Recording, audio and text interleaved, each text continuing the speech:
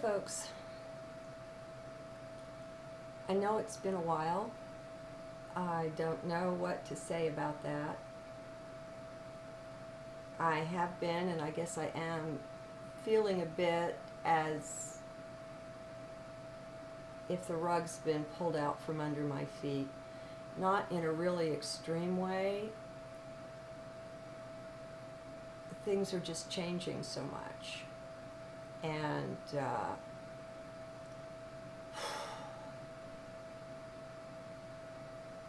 trying to flow with it. Okay, so the next journal chronologically, let me be sure. I think I'm finally up into those that are from, no, I've still got one more from June. Okay, so I was out of order there. And this one is from June 24th, the second one of that day, and it was in the middle of the Mayan calendar days, 7 Serpent. I don't know what will come of this, for I have the title before this journal is born. Why are you here? Which is unusual. Often the title doesn't come until the recording, and sometimes not until after that. So let's see what becomes of this one, how it stays on track with that. To start out with, you may know that I don't much care for the why questions. They seem to always smack of mind stuff. Well, almost always. Still, let's have a look and see anyway. So, why are you here? Do you know yet? Wait, let's step back a step from this one to be sure we're all on the same page. So we must first define the who in the question. Who is the you that is meant? To make it a worthy or worthwhile question, I suggest that it means higher self as present in form. Let's see if that works. I trust that you know, or at least suspect, that you're not the body, nor even the mind. While most people on earth mistakenly believe that is their identity, I trust you have come a bit farther down the path, so that you're aware of being consciousness, soul, awareness, or spirit, not flesh. I call the body-mind my ticket into the play, the drama of 3D incarnation. It is what I use to gain entry. It's my reserved seat. So, now that we've stepped back a bit from identifying with the outer self, let's take the next step. That is, after we all center in heart. I mean, of course. You, as consciousness, presently using the body-mind to have a 3D experience. Why are you here? And I shall say not just here, but now here, since your incarnations or embodiments being concurrent, you are also in all of them too. Now, but not here. As awareness robed in flesh, then, why did you put an appearance into the now here? Precious few of us recall anything pre-birth, and specific enough to contain the answer to that. Some, or perhaps many, who have gone through NDEs, near-death experiences, via the temporary death of their body, have at least some answer to the question. Most of the rest of us simply don't know consciously. Are you aware, however, that you actually do know, just not consciously? Our entire incarnational history, at least as regards human form, is stored in the body temples we use. And yes, I call them temples when they have come to be loved and respected as anchor points for the light that we are. That means theoretically, that you do know why you're here. Whether this information resides in the subconscious, the unconscious, or the DNA, or all three, I don't know.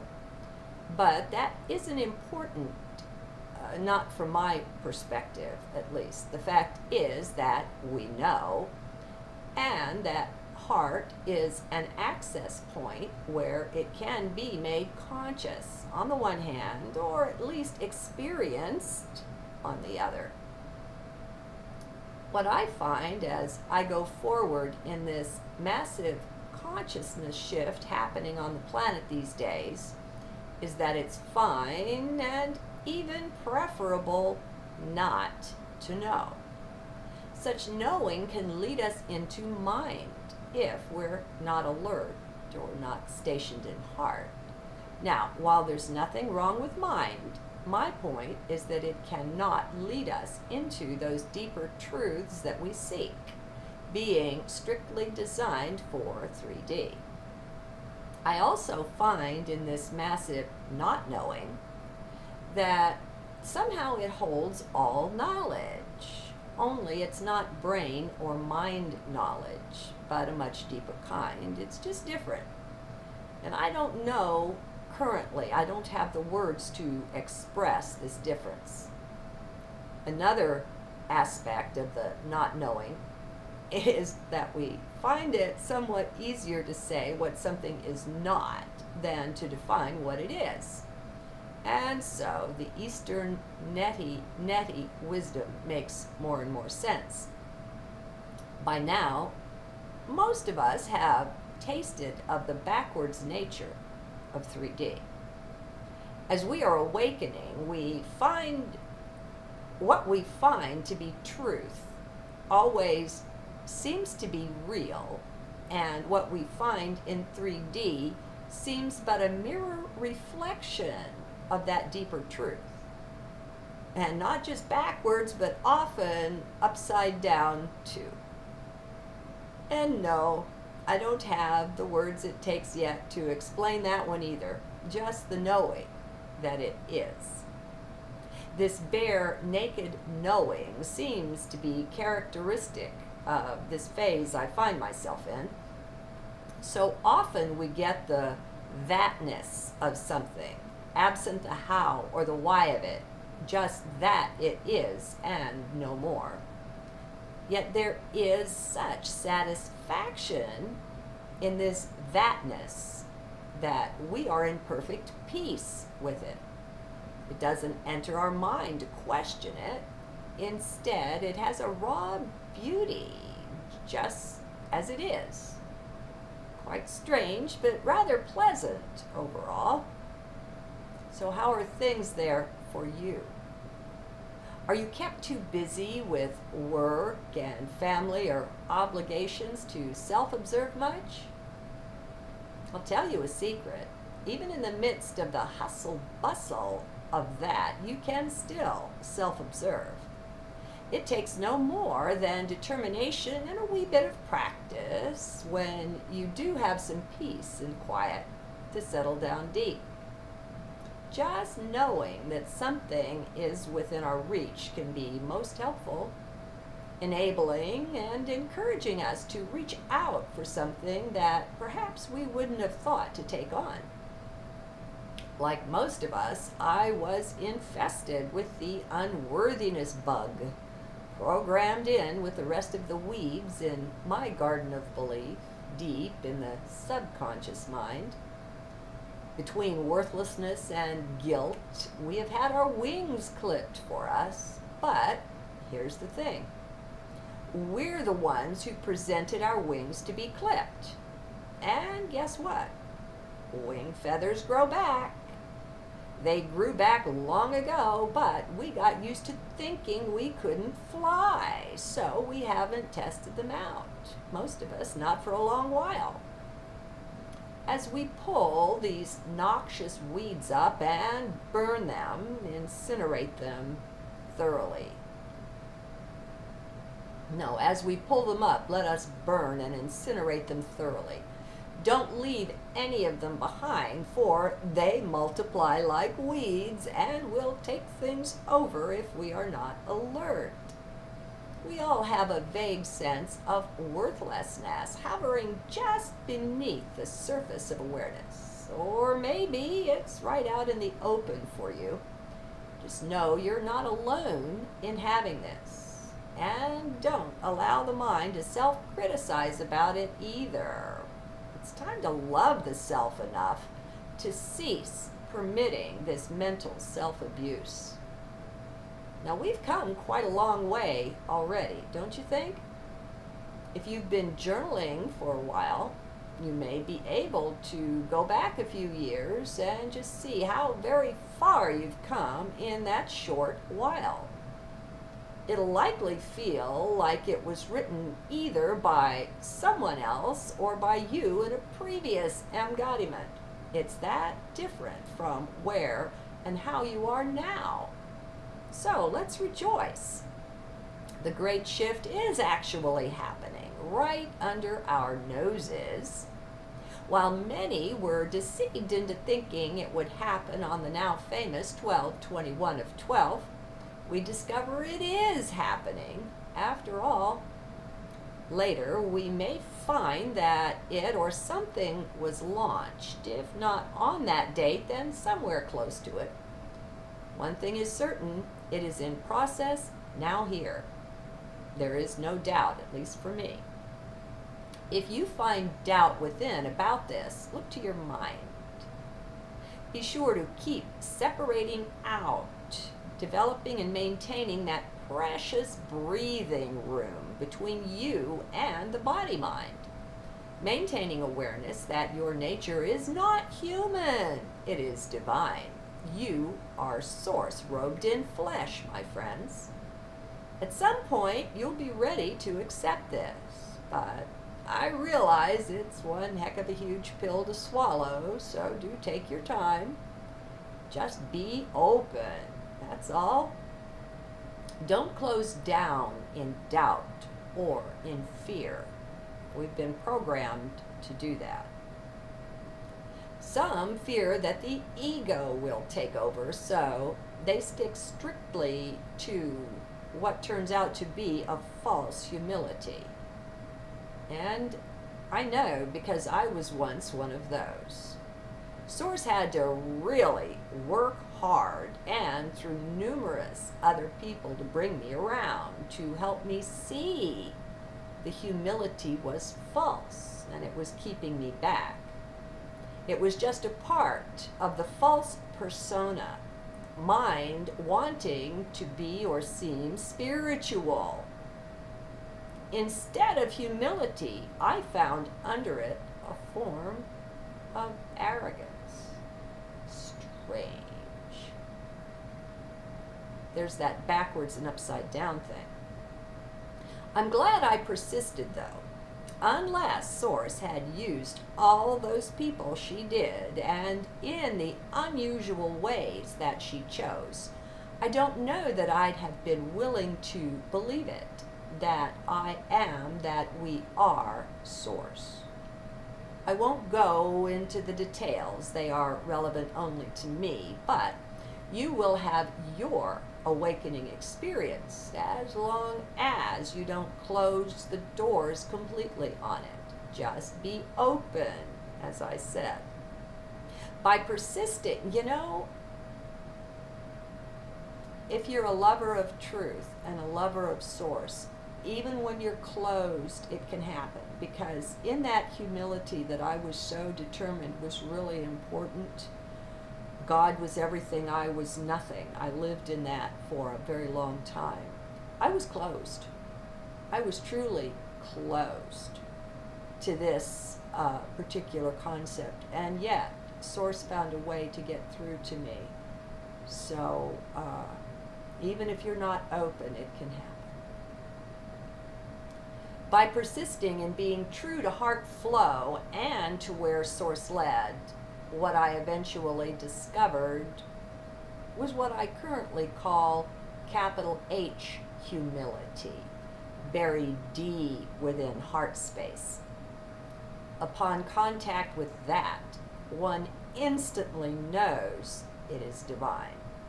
Now, I don't have any words to even touch this, much less explain it. You just know. And you likewise know that nothing known to humankind is the real thing. And yet, this is also available to one and all who find their way into heart. It's there for all of us. No one is kept out. That confirmed for me that I was on the right track, the right path. Source has ways, especially if you are open, of proving things to you. Now, not to the die-hard skeptic. Those only accept 3D or mind proof, which is several levels down from what Source provides. We are all multi-dimensional beings, and heart is where we come to access that, not the head. Now, this is a terribly important distinction, that between head and heart. None is more important from the start. Again and again, I will say that there is nothing negative, nothing at all wrong with the mind. Counter to what I once used to say. Our use of it is that which is in error, not mind itself. We have been all but imprisoned in the left brain. And that's where we went wrong, but we are innocent, for we were programmed when too young to know anything else to do but comply. And yet, we are no longer so young and vulnerable. Nor is our age the same one that, well, most of us were born into. Things have hugely shifted since my body's birth, anyway, in 1952. We have come into our own now and can no longer be held down and so easily controlled. Those days, to the dismay of the powers that were, are gone. And so are their veils of secrecy, their covers of deceit, all tattered and battered and torn. Many of the veils have already come down, and more go down every year. Heck, the way things are accelerating now, more every month disappear. Nothing holds us back or down anymore. Nothing but our consent to be controlled. And I trust that we are pulling up all of that old programming by the roots for incineration. That's all it deserves.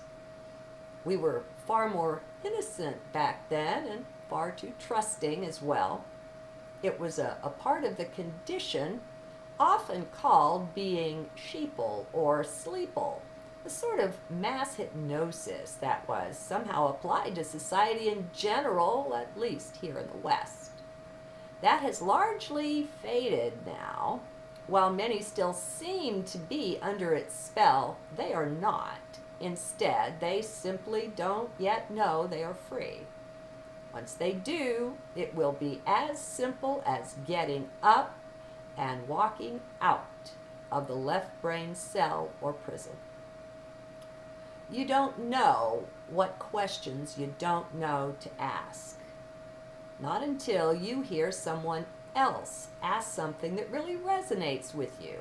And then you get a line on the line of questions that may be fruitful. We learn to go by feel or resonance rather than following mind's logic or methodology, which is now dead and stale.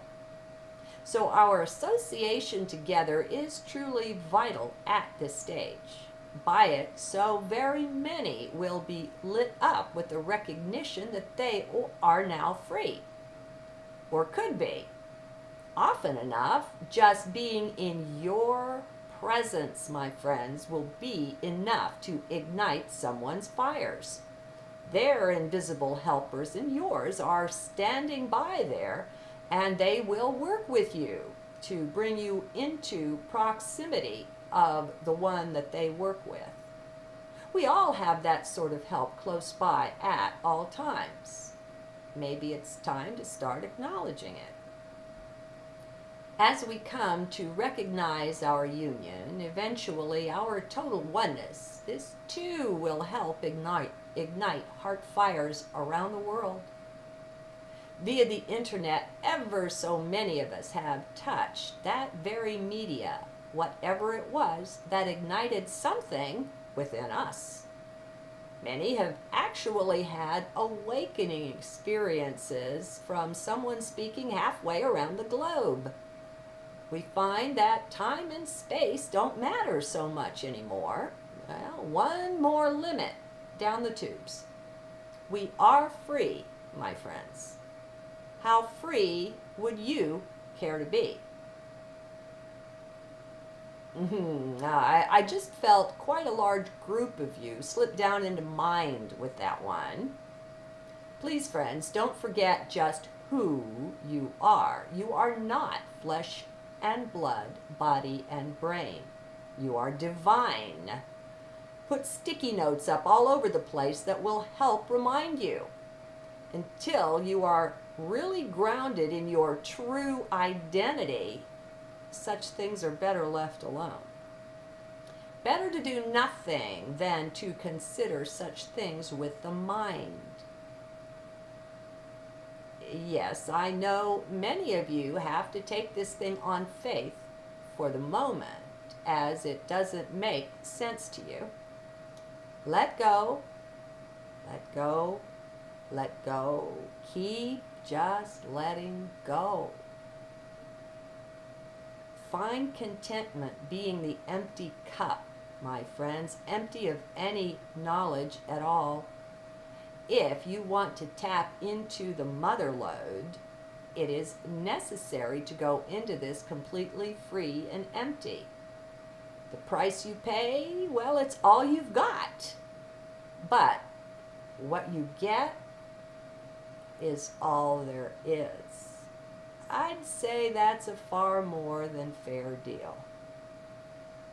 Turn in the transitory for the intransitory. Now, maybe that wasn't the best of all ways to put that, since it may be taken as holding out an expectation before you. It is not that. You're used to knowing things via the mind, and the mind has certain ways that it knows. Abandon those. They will no longer work for you. Well, not to do anything but hold you back, that is, from your spiritual work. Let go, let go, let go. On the one hand, we are deeply engaged in reprogramming the poor dear mind.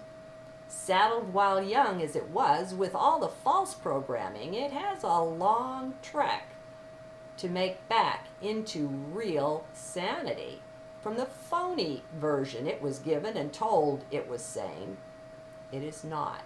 Heart is sane, my friends. Until we awaken, mind is not. So let's get on with the reprogramming. Mind actually gets into this at some point, getting into the stream, into the flow, as you simply allow yourself to be in joy.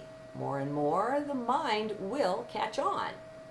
As mind begins to taste a bit of the joy, the fringes of the joy that you access through heart flow, it will soften toward what you're trying to do, that is, the reprogramming. At some point, you'll be amazed to see mind begin to cooperate with you. Now, once it is thoroughly convinced, nothing less, that you are so serious that it has no more chance to rule over you, it will then begin to lighten up. No, it will still, out of force of habit more or less, try to interfere when it finds you playing with a tasty question such as, why am I here? So don't let your guard down. Just know that it won't always be so rough between you and the mind, and maybe it's not for you even now. So, why are we here? Why, as source and form, did we appear on the earth scene? I don't find, absent mind, which is important, that I have an answer to this one. Be firm, friends. No mind answers welcome. They don't work. So, not finding an answer that way, let's go back. Let's change the question around. What if it means, why did we ever, as awareness, take form in the first place? What about that? That's a more juicy question, isn't it? As pure spirit, as source itself, why is it that we would choose an experience of such restriction and challenge to go along with the joy? Okay, I've dropped that one down into heart.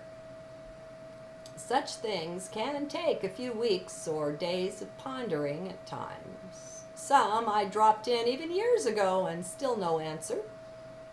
So, no expectations with this, please. No more expectations of life, period. We just accept life as it is and let it be. We don't try to monkey with it, to adjust it, to suit ourselves, that is, our minds. Do you see? Mind isn't qualified to make such adjustments. For those that think mind is, well, let's take a look at what science is doing and has done in their genetic tampering, both with plant and human life as well. There is no ethics here that accepts that man is anything beyond mechanical meat. When science overall doesn't even accept who we are, which is consciousness, then how can they possibly make legitimate and wise decisions about genetic tampering? And of course they can't. But try to tell that to them, and you may find yourself locked up. So, it is a world quite backwards and upside down that we inhabit just now. And it's well to be cognizant of that, to be wise and balanced in the midst of it.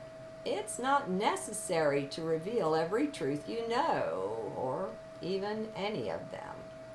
Wise as serpents, as well as harmless as doves. No more lambs led to the slaughter. We need not cooperate anymore in that which leads to our destruction. Oh no, our day is won, and it's theirs that is done. Meanwhile, please feel free to use the comment thread to put down your best heart responses to the question, why am I here? Do what you can to isolate out from the mind, but be brave enough to possibly discover that your answer originates in mind. What Source shares with me, I share with you, and she is showing me more and more a level of clarity previously unknown, at least in this life. You will likely be surprised, and pleasantly so, to discover just how much of the ego you've already lost. It just dropped away, mostly when you weren't looking. Come on, you know that things which used to really bug you, some of them just don't seem that important anymore. Well, you may find this to be more of the same, so instead of feeling miffed when shown a false belief, you might find your heart rejoicing in you instead. Stranger things have happened. Get used to it, to being not limited, to being unlimited. It goes along with your new divine identity that is actually quite old. You are more than ancient, my friends. You've got so many years on you that it will take at least a week of pondering once you discover that to take it all in. So, whatever you do, as you go forth, two things. First, remember who you are. And second, stick with heart all the time. You can't go wrong that way. Or just remember the little mantra, self and now here in heart. That's not so very long, and it surely touches all the important bases. It will resolve most things by just taking them off the table. So, God bless you, one and all, and namaste.